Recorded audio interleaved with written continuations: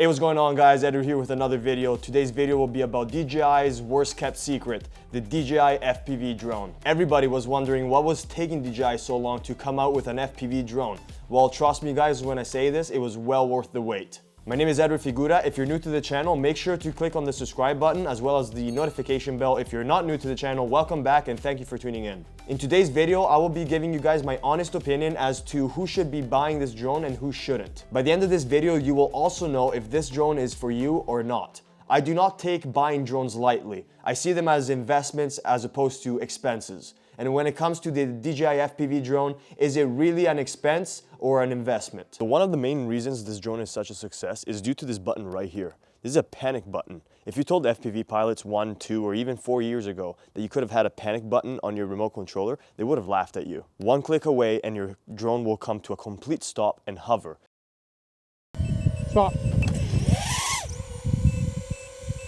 Usually a drone investment is the capability of what the payload is able to do. In this case, the payload is the camera, and the camera itself is not that great. It is not the camera by any means that makes this drone worth almost $2,000. And this is why I bring up expense versus investment. In this case, the payload is a pretty mediocre camera when it comes to shooting photos or video. So is this drone an expense or an investment? Well, to me personally, it's more of a toy. You will never find people using this thing to do inspections or capturing beautiful cinematic footage.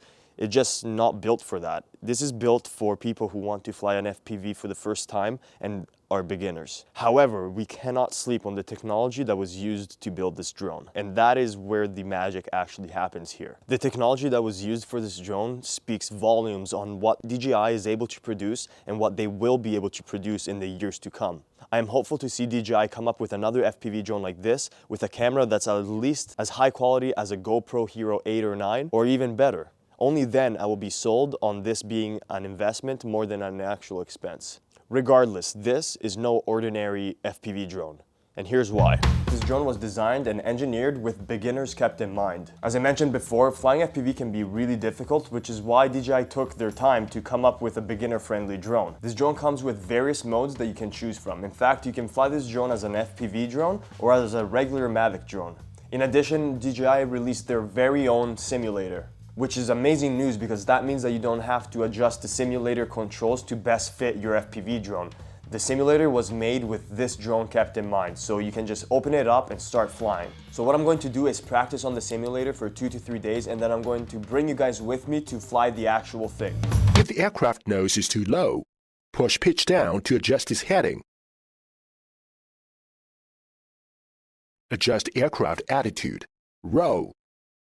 If the aircraft is tilted to the left, push row right to maintain balance. Excellent! Let's keep practicing. M mode is highly customizable and challenging to learn.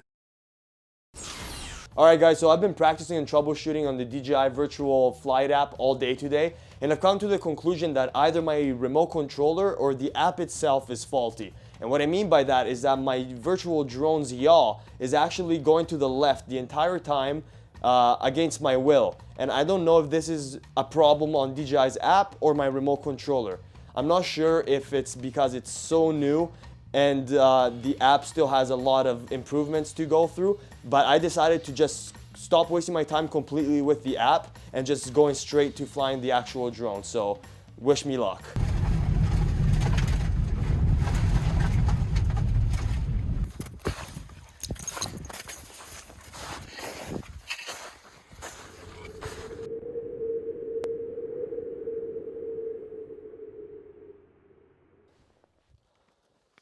Alright guys, so now we're in beautiful Gatineau, Quebec, here at my buddy's cottage. And we're just gonna go right ahead and fly the drone without even trying the assistant app because it was giving me some problems. So let's go right ahead and try to fly this drone. Hopefully it doesn't yaw left the entire time like it did in the virtual app. The first instinct is you're gonna want to keep visual line of sight, which you're not gonna be able to do. This is why you always need a visual observer when you're doing FPV.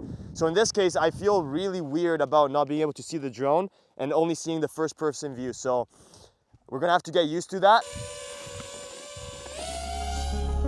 Oh my God.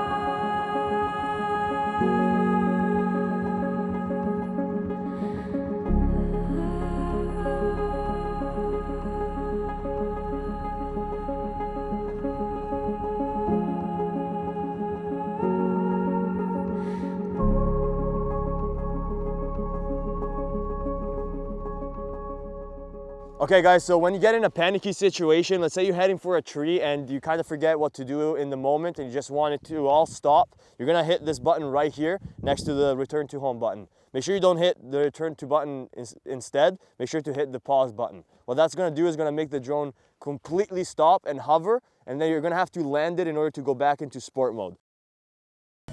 Stop. All right guys, so we're back at the cabin now and we want to fly the FPV in manual mode. But in order to do that, we're gonna need to grab our Allen key and reverse our controller here, go in the left side of the controller, and we're gonna want to loosen F1 and F2 until this stick does not recenter. So you want to make sure that you're spinning clockwise until it stops spinning. And we're almost there, I can feel it getting harder. Okay, and it just stopped me, so do not force it. It's very easy to break this controller. Then we're gonna do the same thing to F1, spinning clockwise until it lets you know more. There. So now, you're gonna see that when you put your stick down, it's gonna stay there. It's fine that it recenters when you go left and right, but you wanna make sure that it doesn't recenter up and down. All right guys, so we are now back outside. Our controller is set up for manual mode. So what we're gonna do is immediately go into manual mode and we're gonna double click on start stop button, which is located right here. And that's how we're gonna turn on the drone in manual mode. So this is my first time flying an FPV. The problem with the simulator is that it wasn't allowing me to fly it because it was yawing left the entire time. And so it wasn't giving me the real experience.